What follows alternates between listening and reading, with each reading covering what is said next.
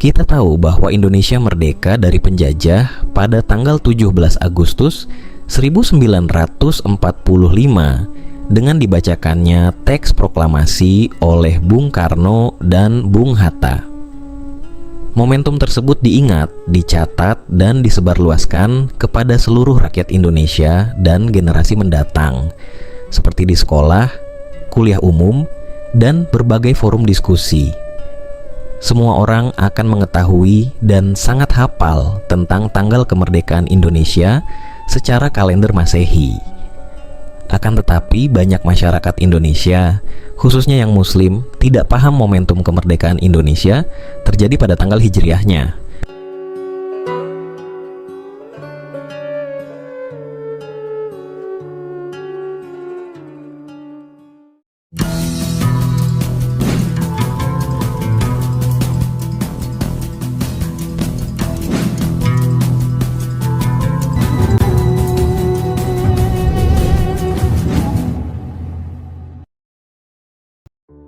Jika kita menelisik perjalanan sejarah bangsa Indonesia, kita akan menemukan bahwa kemerdekaan Indonesia diproklamasikan pada tanggal 17 Agustus 1945 yang bertepatan dengan hari Jumat 9 Ramadan 1364 Hijriah.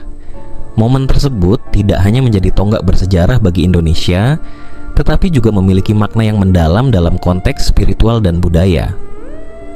Pentingnya hari ini, baik dalam konteks sejarah maupun spiritual, memberi kita kesempatan untuk merenungkan arti kemerdekaan dalam kehidupan kita.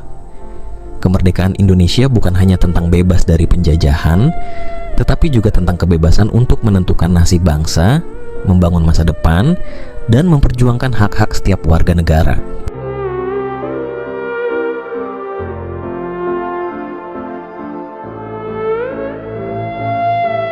Sejarah mencatat, seluruh komponen pejuang kemerdekaan Indonesia tidak ingin melepaskan diri dari peran para ulama di pesantren.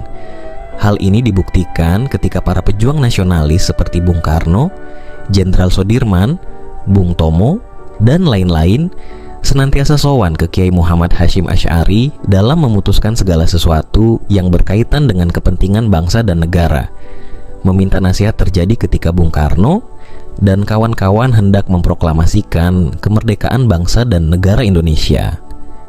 3 bulan sebelum proklamasi kemerdekaan, Bung Karno sowan kepada Kiai Hasyim Asy'ari.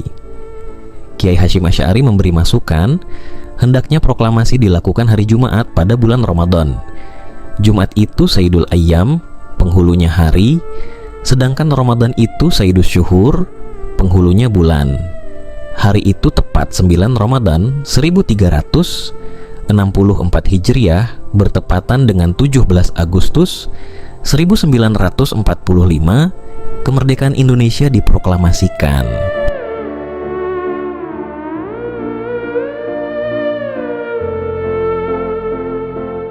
Proklamasi kemerdekaan Indonesia telah melalui proses yang panjang dan berdarah-darah dari seluruh elemen bangsa. Selain pertempuran militer dengan pihak penjajah, para pejuang seperti Bung Karno, Bung Hatta, Kiai Wahid Hasyim, Kiai Wahab Hasbuloh, dan tokoh-tokoh lainnya juga melakukan langkah diplomasi. Diplomasi tersebut tidak hanya berhenti di tataran dalam negeri, tetapi juga luar negeri, sehingga kemerdekaan Indonesia kala itu langsung mendapat dukungan banyak negara di dunia. Diplomasi luar negeri dilakukan oleh Kiai Hasyim Asy'ari sendiri dengan melakukan korespondensi dengan Syekh Al-Amin Al-Husaini.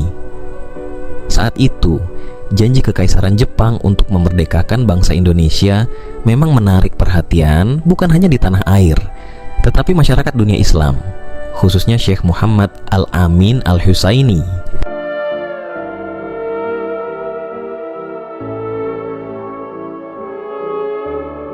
Sampai pada 3 Oktober 1944,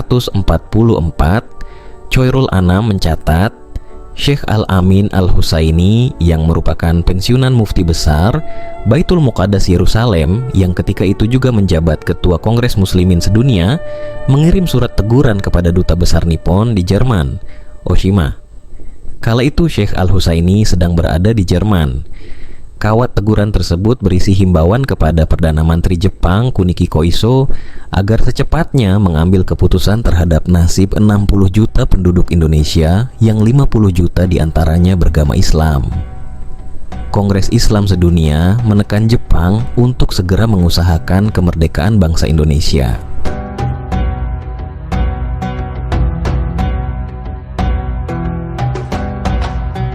Atas teguran tersebut, Kuniki Koiso berjanji akan mengusahakan kemerdekaan untuk bangsa Indonesia. Jawaban Koiso itu disebarluaskan melalui majalah Domei. Kawat teguran dari Syekh Al-Amin Al-Husaini tersebut sampai kepada Hadratus Syekh Hashim Asy'ari. Ia selaku ketua Masyumi menerima tindasan kawat teguran tersebut. Menyikapi kawat teguran tersebut, Kiai Hashim Asy'ari yang juga pemimpin tertinggi di Nahdlatul Ulama NU merasa perlu mengumpulkan para pengurus Masyumi yang terdiri dari berbagai golongan umat Islam dari sejumlah organisasi pada 12 Oktober 1944. Kiai Hashim Asy'ari selaku pemimpin NU dan Masyumi segera membalas kawat tindasan Syekh Muhammad Al-Amin Al-Husaini yang telah membantu bangsa Indonesia dengan menegur Perdana Menteri Jepang Kuniki Koiso tersebut. Catatan sejarah tersebut merupakan salah satu upaya yang dilakukan oleh Kiai Hashim Asy'ari untuk mempersiapkan kemerdekaan bangsa Indonesia dari sisi diplomasi internasional. Selain itu, Kiai Hashim dibantu para kiai lain juga menyiapkan pasukan santri yang tergabung dalam Laskar Hizbullah dan Sabilillah untuk mengantisipasi kemungkinan perang pasca kemerdekaan diproklamirkan.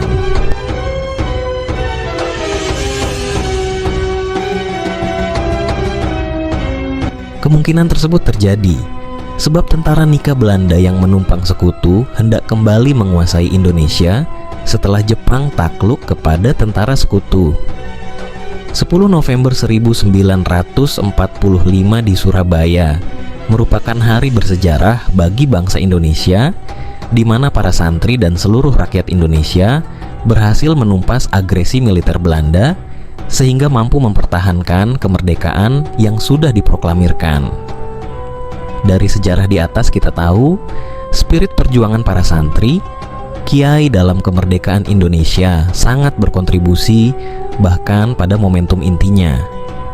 Sehingga sejarah seperti ini layak diceritakan terus-menerus kepada generasi-generasi muda khususnya umat Islam, agar mereka mengetahui dan meneladani para tokoh bangsa, kiai, santri, dan alim ulama.